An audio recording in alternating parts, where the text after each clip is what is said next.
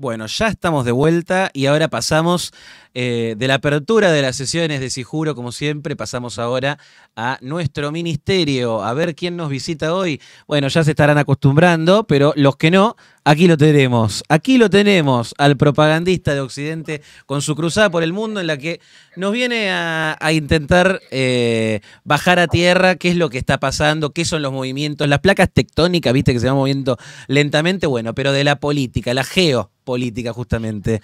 Aquí está. Te podríamos decir también el geógrafo. No, ya, demasiado. Claro. ¿Cómo andás, Saúl? ¿Cómo andás, Sebi? ¿Todo Muy bien? bien. Hola, Todo bien, Gaby. Gaby. Pregunta por las dudas Perdón, voy a técnicas. pedir que me suban un poquito Eso. el... Ahí está, ya creo que no se Ahí arreglaron. estamos. A ver, Ahí Gaby. está. Perfecto. Yo los escucho perfecto, ¿eh? No, Yo lo escucho todavía bajito. lo necesitamos escuchar un poquito más fuerte. Pero bueno, se irá solucionando. Gaby, estuvimos hablando mucho de Trump últimamente. Y yo no sé si como consecuencia de eso o no traes este tema, que vamos a hablar un poquito de si Europa se va al tacho, definitivamente, que mucha gente viene diciendo, no, Europa se va a la mierda. Lo vienen diciendo hace un siglo medio más o menos, en realidad. Sí, Y desde después de alguna Spengler. manera aparece, bueno, ¿qué está pasando con Europa? ¿Qué es lo que está flaqueando y dónde puede llegar a mejorar? Bueno, mira, como dice el titular, hoy les traigo una columna que se llama Bruselas y la contrarreforma, ¿no? Eh, Desde hace ya un tiempo, ¿no? Esto lo podemos ver en redes sociales. Además, hay un discurso que dice que Europa está acabado, que Europa ya fue, ya está finiquitado, ¿no? Lo dice periodistas de renombre, lo dice Pérez Reverte. Te acompañan ese comentario fatalista con videos de musulmanes rezando en Londres, de bandas delictivas en Estocolmo, de favelas en París. Y, digamos, el consenso general es Europa está acabada, ¿no? Y, a ver, Europa atraviesa una situación de declive, una situación que se viene arrastrando particularmente desde la crisis del 2008, a título personal creo que es algo que viene desde antes, pero concretamente desde 2008, incluso si uno mira, por ejemplo, los gráficos, puede ver que a partir de la crisis, insisto, el 2008, no lo quiero repetir muchas veces, ha habido caída en la productividad, ha habido caída en la competitividad de los distintos países que forman la Unión Europea. Las empresas de este continente han perdido territorio frente al auge de las Big Tech de China, de Estados Unidos. Lo cual eso además ha hecho que el continente pierda presencia geopolítica, ¿no? Entonces, digamos, ese discurso fatalista que, insisto, a mí me parece que está un poco agrandado, ¿no? Producto del tipo de discurso que se maneja en redes sociales, que suelen ser muy maximalistas, es entendible, ¿no? Este continente, si uno recuerda lo que era Europa a principios de los 2000, era un lugar completamente distinto, era un lugar en donde, me acuerdo, por lo menos en mi caso, que justo habían explotado los clubes de fútbol y los jugadores, todo el mundo quería venirse a jugar a Europa y entonces veías cómo vivían esos jugadores acá y era un lugar de opulencia, de éxito, de dinero y, insisto, en la última década eso se ha dado vuelta y hay una situación indiscutible de declive.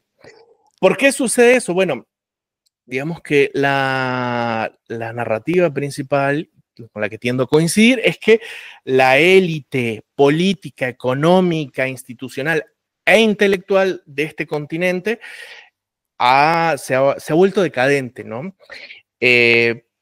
Les paso este dato que creo que es completamente ilustrativo de en qué clase de decadencia ha entrado la élite europea. En el año 2007, la Unión Europea firmó un tratado diciendo que mientras que Estados Unidos es una potencia militar y China es una potencia industrial, Europa tenía que convertirse en una potencia regulatoria.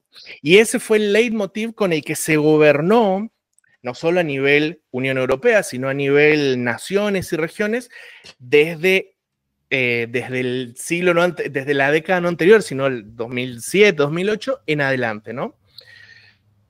No obstante, ocurrió una cosa que creo que ha roto esta dinámica de decadencia y creo que es muy interesante porque creo que, fíjense una cosa, en Argentina había, Milei planteó lo mismo, ¿no? Hay una élite decadente, el kirchnerismo. La única forma de salvar a la Argentina es cambiar a esa élite con otra, nosotros que somos una élite renovada, fresca, con ideas nuevas.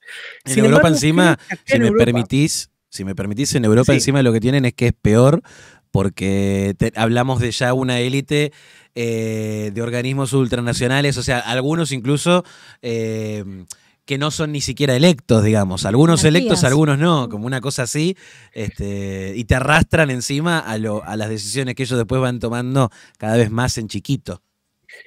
bueno, convengamos que, o sea, si bien hay cuestiones dentro de la Unión Europea que no son elegidas, había un consenso, ¿no? O sea, esta actitud que tomó el continente europeo en la década anterior y la primera década de los 2000 no fue una cosa que cayó del aire, sino que había un consenso social.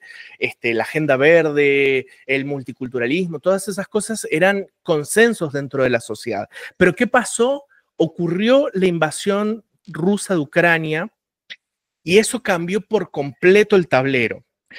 Mientras que en el 2018, por ahí, lo que se hablaba era de cerrar las plantas nucleares y de llevar a Greta Thunberg al Parlamento Europeo a que nos hable de cómo hay que salvar a los osos polares y demás, de repente toda esa élite, que podríamos decir que vivía en Marte, de repente se chocó con la realidad cuando vieron los tanques rusos entrar a Ucrania y vieron peligrar su propio, por decirlo de alguna manera, su propio régimen, ¿no? No es un régimen, pero su propia supervivencia como élite, No, y ¿no? fuera de joda, pará, porque hay cosas que encima se veían, así que vos hablas de Greta Thunberg, justamente una de las cosas que más championaba Greta Thunberg y todo el ecologismo era el cierre de las plantas nucleares, el transicionar a los parques eólicos y no sé qué, cuando la energía nuclear todavía sigue siendo, hasta donde yo sé, de las más limpias, de las que más generan renovación y demás, y la tienen ahí por un montón de tiempo, pero en Alemania empezaron a cerrar, tenían como 5, no sé cuántas plantas nucleares, las cerraron todas, y después viene Rusia, te corta el suministro de energía cuando pasaste a depender de la energía de los rusos y te cagaron la vida. Empezaron a ver la otra cara de la moneda.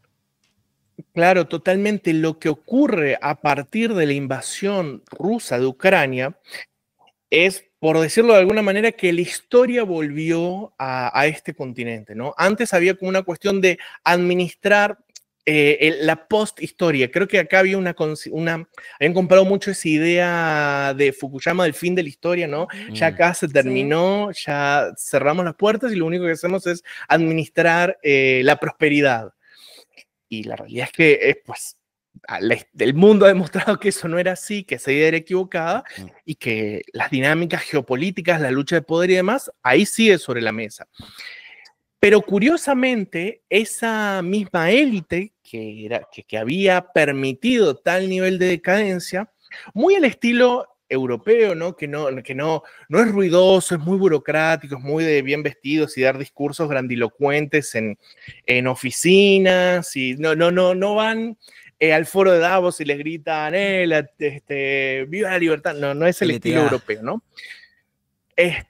Pero con esa actitud silenciosa, burocrática, hasta te diría gris y aburrida, a partir del 2002, esta misma élite empezó a dar marcha atrás y a hacer unos cambios muy significativos que podrían dar cuenta de una suerte de revolución interna contra la burocracia. Mira, te cuento 3 cosas que para mí son súper ilustrativas de esto que te comento. Mira, primero, desde que Rusia invadió Ucrania en el 2022, toda la agenda verde, si bien oficialmente sigue estando ahí y siguen hablando de transicionar y poner paneles solares en Noruega y bla, bla, bla, lo cierto es que en los hechos todo eso se ha dejado de lado.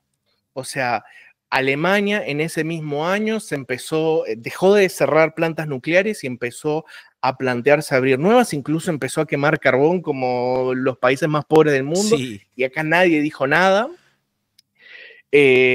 Muchas leyes de transición ecológica, transición verde, de sustitución de autos de combustión eléctrico se pospusieron y todo parece indicar que no lo van a seguir posponiendo.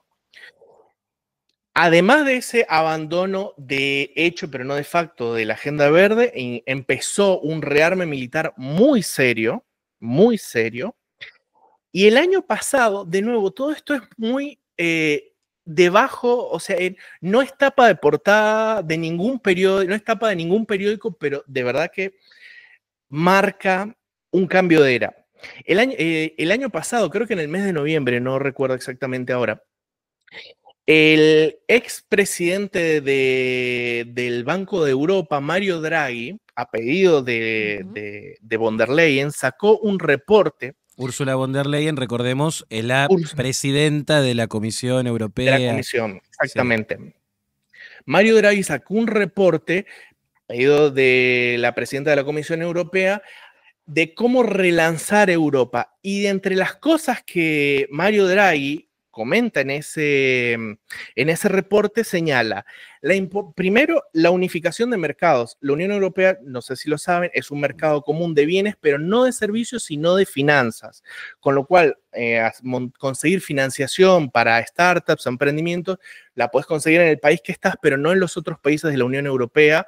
Con lo cual, es muy complicado pues eso, exactamente, eso para poder competir con las grandes Big Tech de China y de Estados Unidos es fundamental. La otra cuestión que señala es la autonomía estratégica, ¿no? Dejar de depender del gas de Rusia, dejar de depender militarmente de Estados Unidos. Y la otra cosa que es impresionante que lo haya sacado en el reporte es la necesidad de la desregularización. Ok, y motosierra. Uno podría decir, motosierra.